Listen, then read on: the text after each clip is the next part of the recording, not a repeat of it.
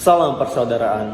Luka bakar adalah kerusakan kulit atau jaringan yang lebih dalam yang disebabkan oleh paparan panas, radiasi, atau zat kimia.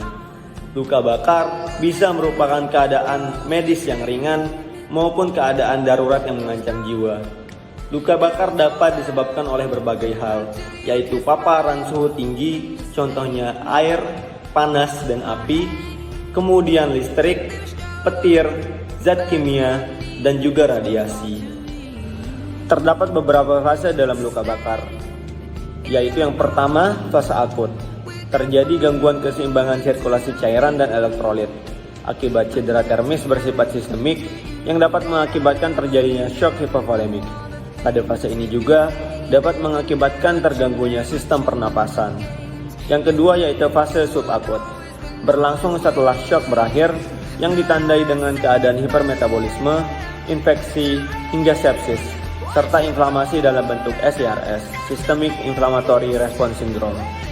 Luka terbuka akibat kerusakan jaringan kulit dan jaringan di bawahnya menimbulkan inflamasi, sepsis, dan penguapan cairan tubuh disertai panas.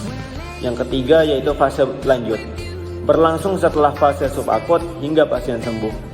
Penyulit pada fase ini adalah parut yang hipertrofik, keloid, gangguan pigmentasi, deformitas, dan timbulnya kontraktur. Luka bakar dapat diklasifikasikan berdasarkan kedalaman lukanya. Yang pertama, luka bakar derajat 1. Luka bakar derajat 1 telah mengenai bagian dari epidermis dari kulit, sehingga menimbulkan gejala seperti kemerahan, kering, dan fabula, serta disertai juga nyeri. Kedua, derajat 2. Derajat 2 dibagi menjadi 2A dan 2B. Yang pertama, derajat 2A. Derajat 2A telah mengenai bagian dari epidermis dan superficial dermis dari kulit, sehingga menimbulkan gejala seperti hiperemis, lembab, kristal nyeri dengan adanya bula. Kemudian derajat 2B. Derajat 2B telah mengenai bagian epidermis dan hampir seluruh dermis dari kulit. Yang terakhir, derajat 3.